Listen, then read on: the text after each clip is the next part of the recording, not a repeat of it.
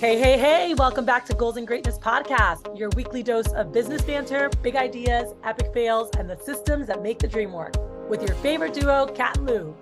Double the expertise, double the fun. I'm Lou, your navigator on this wild ride of risk-taking and rule-breaking. And I'm Kat, your go-to guru for all things startup. Together, we're unzipping the secrets of success and taking you behind the scenes of our crazy world. Whether you're a CEO in the making or you've just scribbled your first business plan on a napkin, we're here to fuel that fire and help you unleash your greatness to achieve those big, bold goals. So entrepreneurs, visionaries, and everyone in between, get ready to join the ride with Kat and Lou. Let's turn up the volume and unleash your greatness.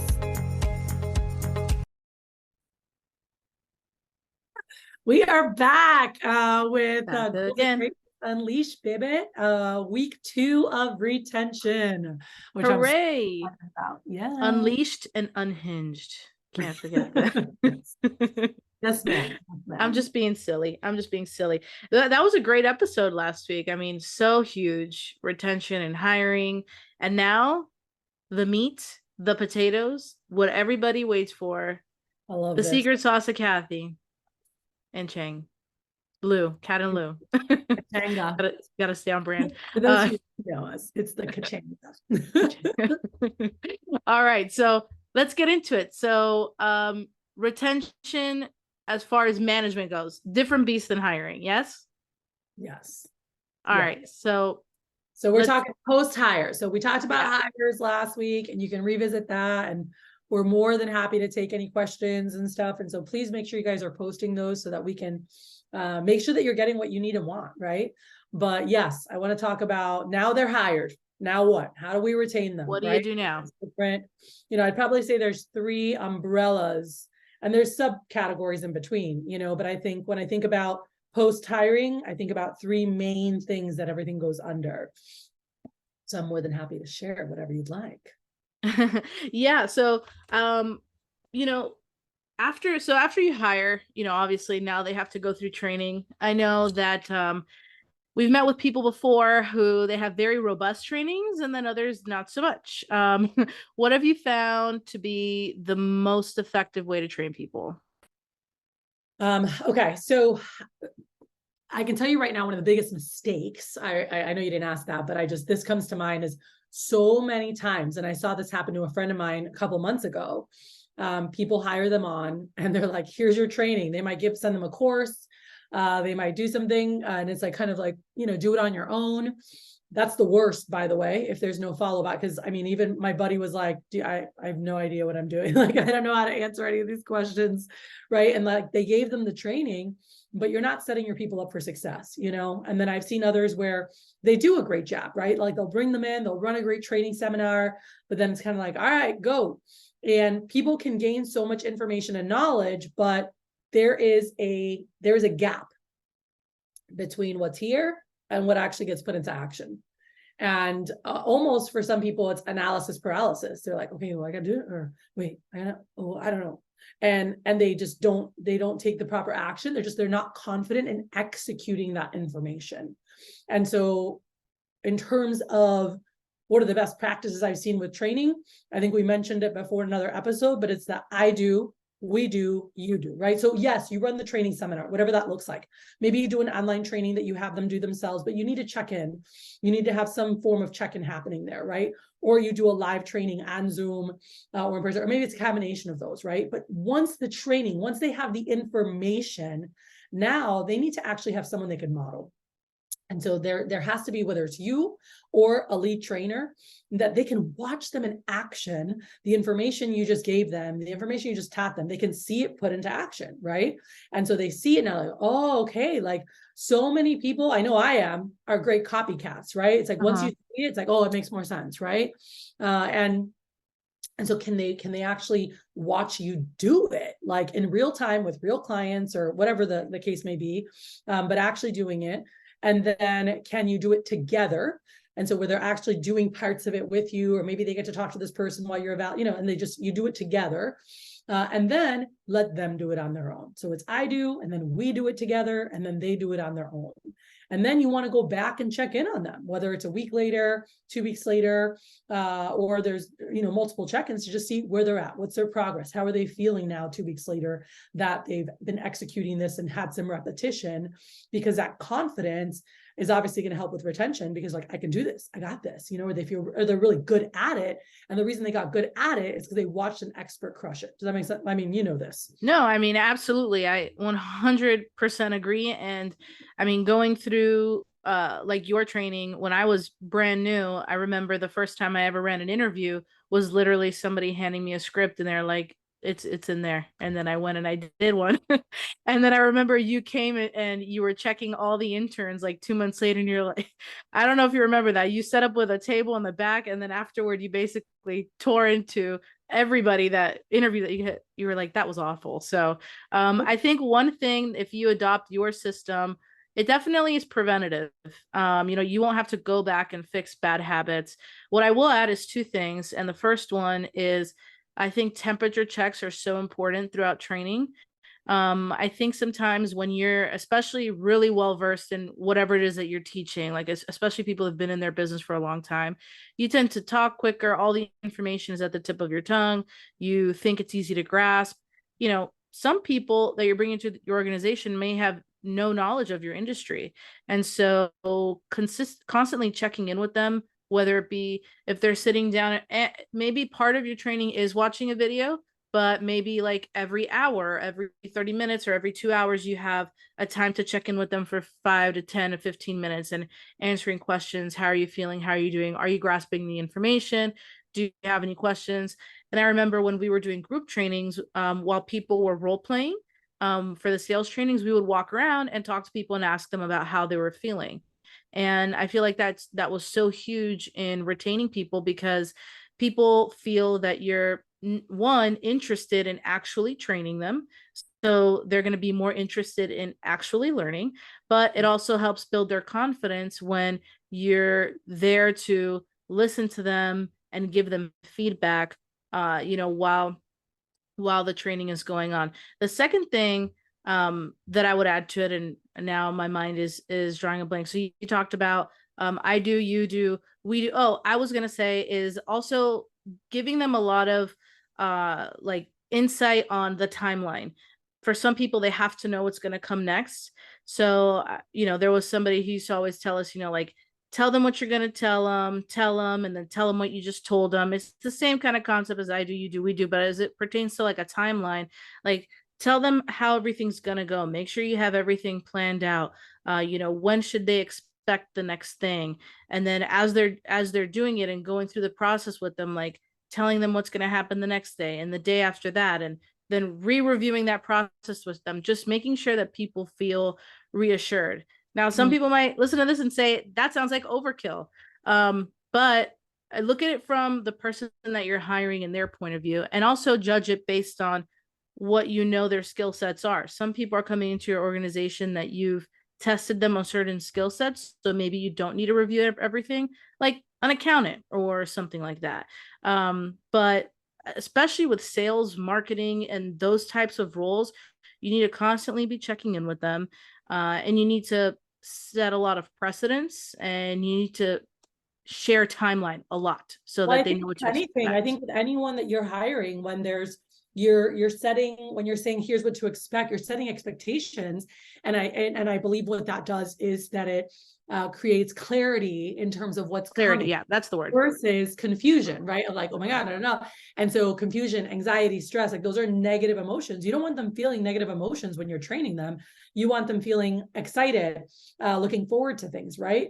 And they're just like, oh, what's next, right? Or like, oh, cool, got that. Oh, I know what's coming up. And so there's just a lot more comfort when they're going through their training, because they know what's coming next, right? What to expect. And so I think you're dead on with that in terms of the psychological aspect of it, and having people be like calm and excited and looking forward versus anxious and feeling lost and, not knowing like what's going to happen or how long it's going to go. Right.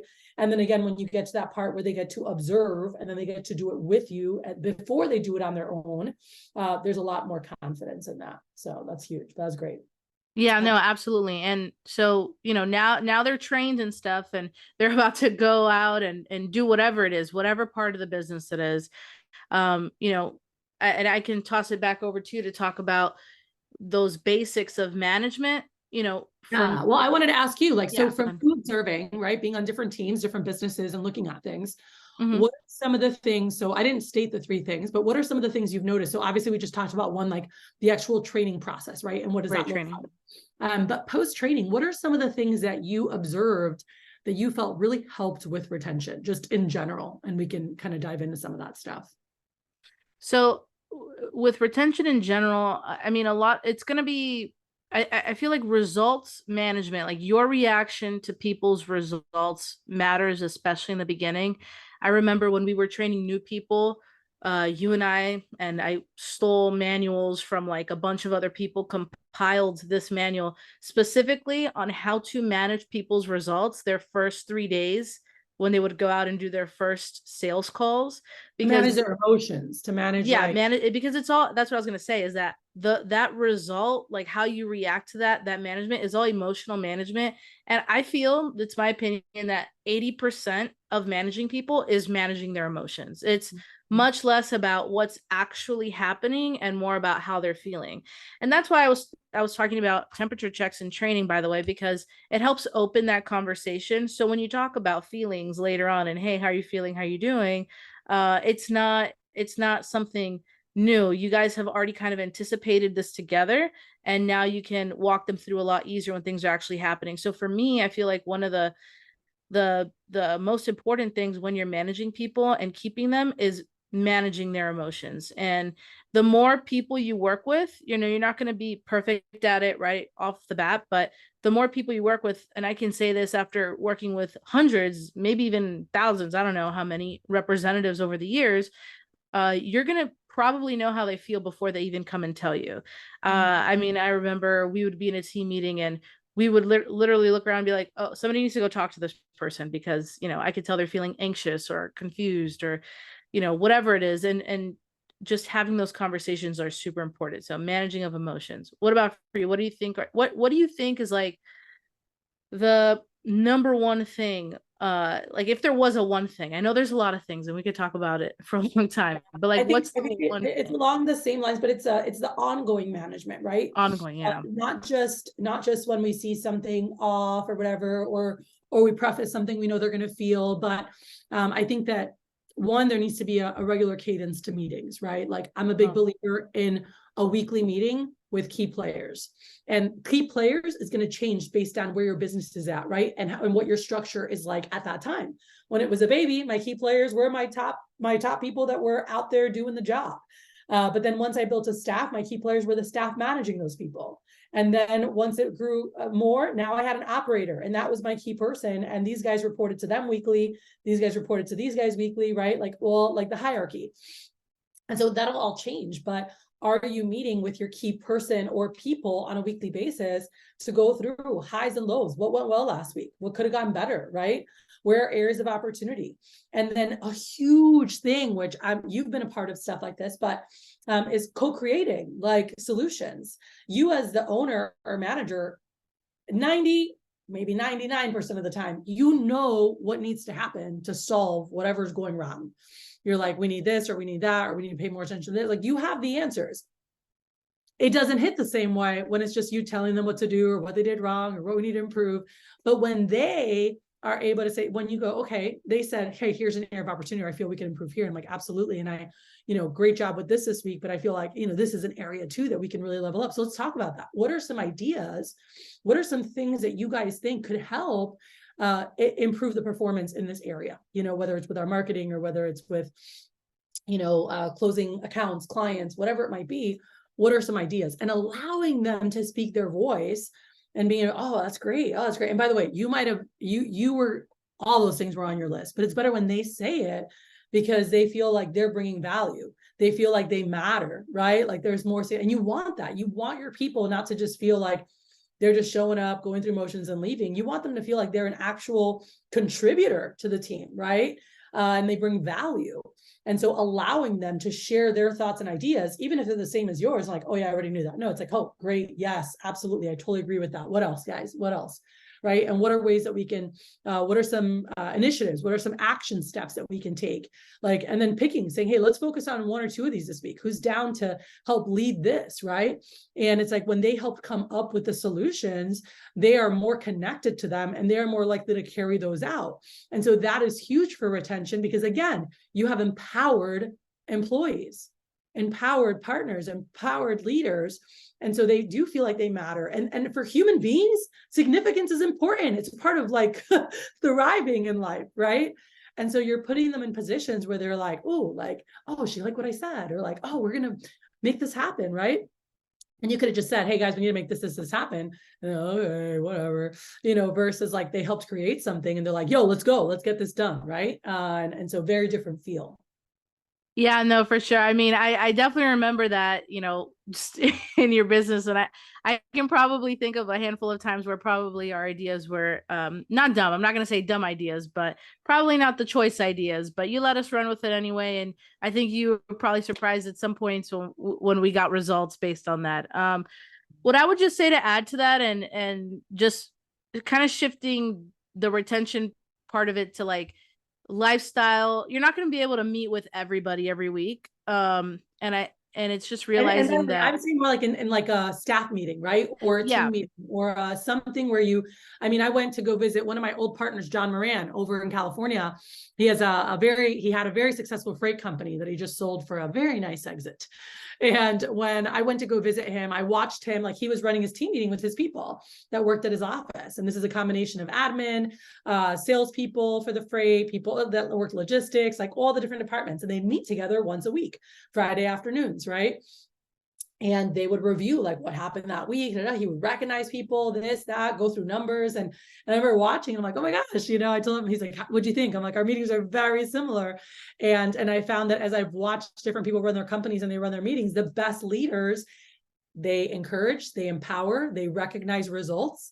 They ask their team to for their ideas on solutions on how can we improve, what can we do better. And they really take time to catch people doing things well, right? And so these are very important things. But then beyond that, I had mentioned for me, it was 3 things. And the umbrellas were the training process, the ongoing management. And the last thing, which, I love seeing him do too, is like finding ways for connection with team, right? And whether that's you as the owner, just getting quality time with people outside of the office, right? Like you and I became very close, not because we were just working all the time, but it was the time where, where we would go have dinner, or we would go to happy hour for sushi, or we would all hang out or go dancing or go do something, or we set a contest and then we went to Disney or Universal Studios, right, for the weekend. And so I got a chance to connect with people individually outside of the office.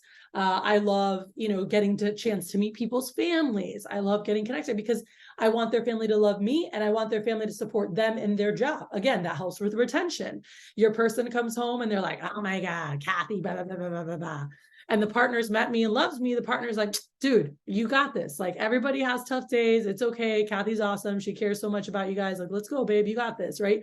And they have more encouragement versus, well, then quit, find another job. Right. Which is what naturally will happen if their partner is bitching about something at work, but if you have a connection and relationship outside of the business, it helps you navigate through things, I think, a lot stronger. And you have to be careful, to not cross certain lines and just how you're doing things. Right. But going to like a team dinner or going team bowling night or doing something like that where it's not like a date night. It's not like you can't feel like a date night, all right? But being able to do that, there's a lot of power in that, and not just for you to connect with your people, which helps with retention when they're connected to you, but also with each other. Right. Mm-hmm. Think about different teams you've been a part of. Right. And it's like when you have like your friends, you're like a family, you work together, you grow together. It's a lot easier to quit on a job than it is to quit on people. Right. Oh, yeah. Yeah. 1000%. What are you doing in your business to curate experiences where people get to connect with you or with each other outside of just the work environment? but in a controlled way where it's not like a crazy, unprofessional thing, or things could happen that create lawsuits. Like, you want to be careful with that. I had a friend who did an Airbnb with all of their guys, and they were celebrating and drinking. And guess what? Some stuff happened that shouldn't happen. And there was some legal, allegations, and that sucks. And so you got to be careful with that, like what container. Yeah. Yeah. And what I was going to say, and just to add to that is, like you always taught us 80-20 management, 80% of your results is going to come from the top 20% of your people. And I would say most of the time, those outings and really, really special moments you do with your top people, and then you train, your next in line and your top people to do that with everybody else. It gives the people that are, I don't like to say the word on the bottom, but quote unquote, like maybe lower level, at that time in your business, it gives them something to strive for. Like, oh, how cool would it be to become an assistant manager and have the opportunity to like go on these more special events? That gives them something to kind of work toward. But then your top people, it makes it an even more special moment, with them. Like, we would go on so many things, like as a staff, like you took us to Puerto Rico, we did the Universal thing, which as soon as you said that, I was thinking I was thinking of when we got those really that Murphy bed. The Murphy bed, and I like tucked Mary Lou in the Murphy bed. Wait, were you the one that scared the other person? Yeah. And we just like hit her in the Murphy bed, and then when they pulled down the bed, she's like, yeah. So when you said that, I had that image of myself in that video, like going into the wall of the disgusting Murphy bed. Anyway, yeah. So I'm just thinking, like, for some people, they're like, well, Mary Lou, I have 150 people on my team. What do you expect me to take out 150 people every week? No, absolutely not. And for some people, your teams are too big where it might not be your top 20, it might be your top 10, your top 5%. Like, I remember in some of our bigger summers, it was literally Kathy taking care of the top 5%. I would take care of the next 10%. Our assistant managers taking care of that next 20%, and then the honestly, interns Mary taking Lou, care of the rest. I think that even with 150 or 200 or 300 people, can you do a quarterly like company picnic that people bring yeah, of course, right? Like something like that, right? Like where you can go to a park and say, hey, it's been like quarterly, like, whatever business, family picnic day. And we're going to have sand volleyball and football and games for the kids and like, picnic style, where you spend a couple grand to just build community amongst your people, and you get some barbecue or whatever, easy, cheap catering that you can bring out, and encourage people, if they want to bring something, like, feel free to bring chips or extra drinks or whatever.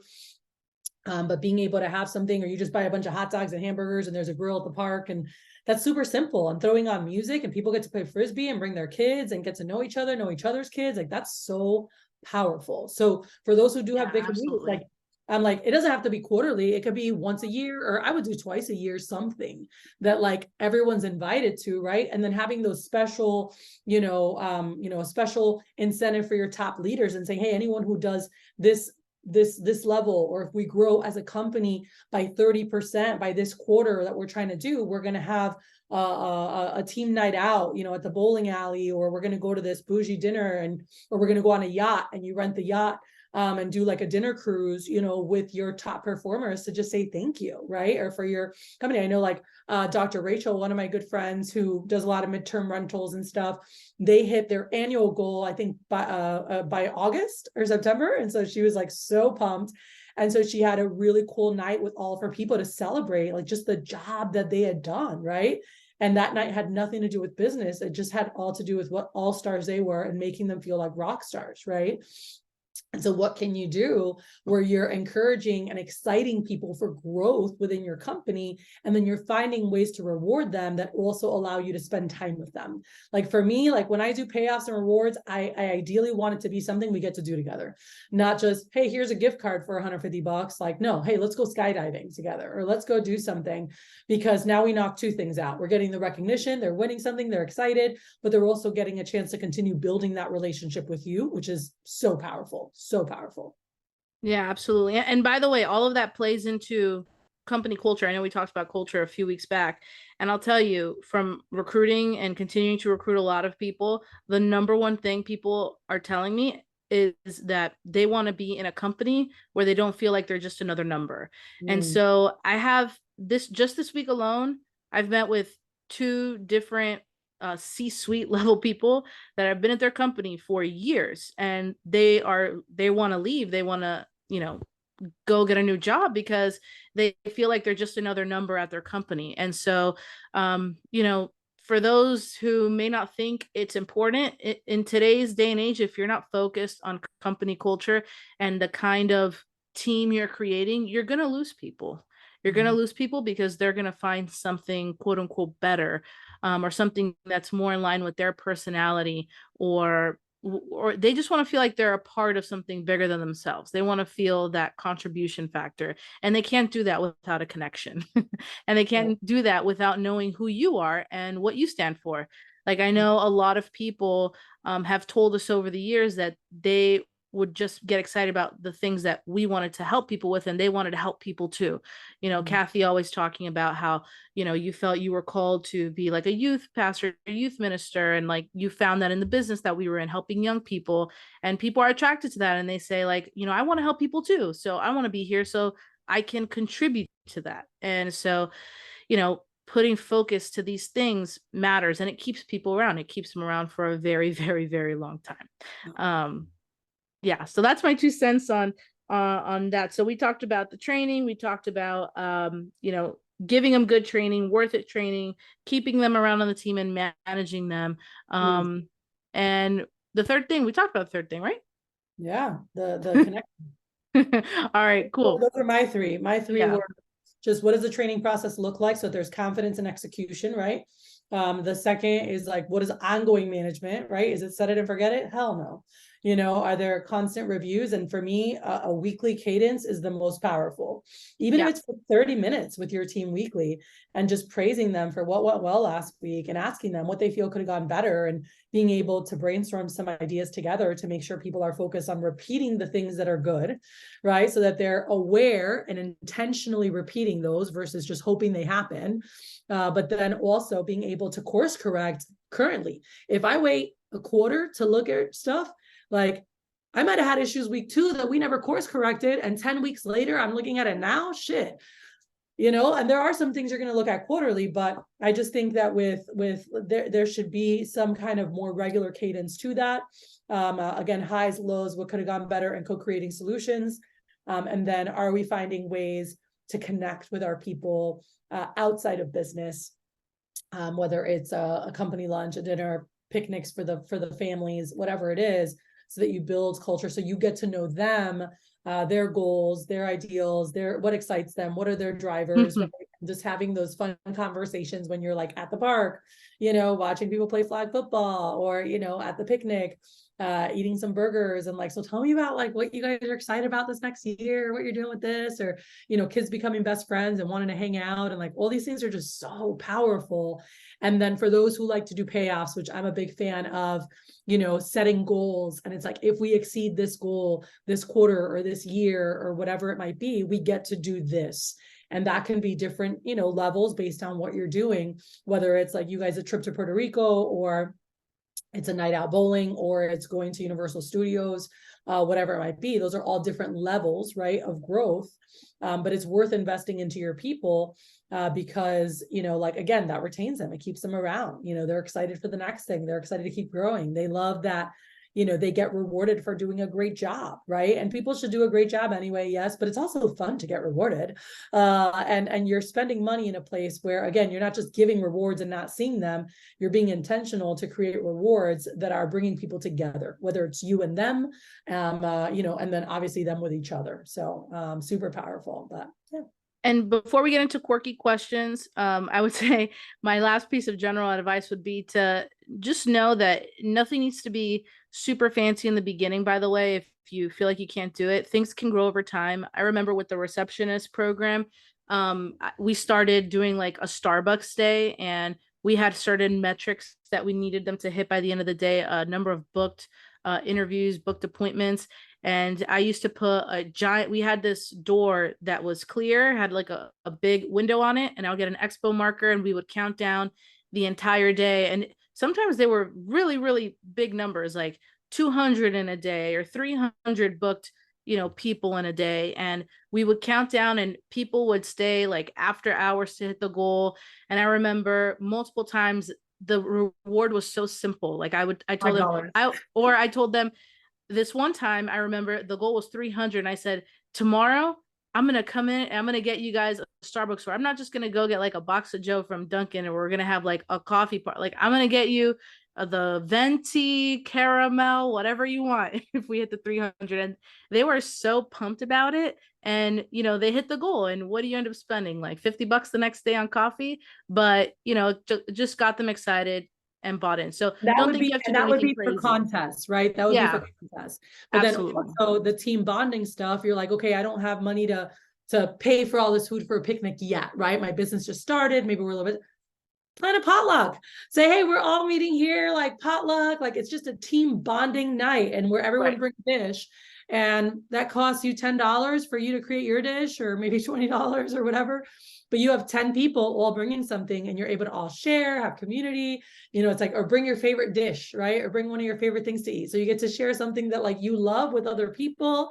Everybody does that. You're not breaking the bank, and you're still getting that quality time and connection, which is the goal. So I'm glad you brought that up, that you don't have to have a bunch of money to do this. You can find awesome ways. We used to do a Olympics night, right? Like that costs nothing.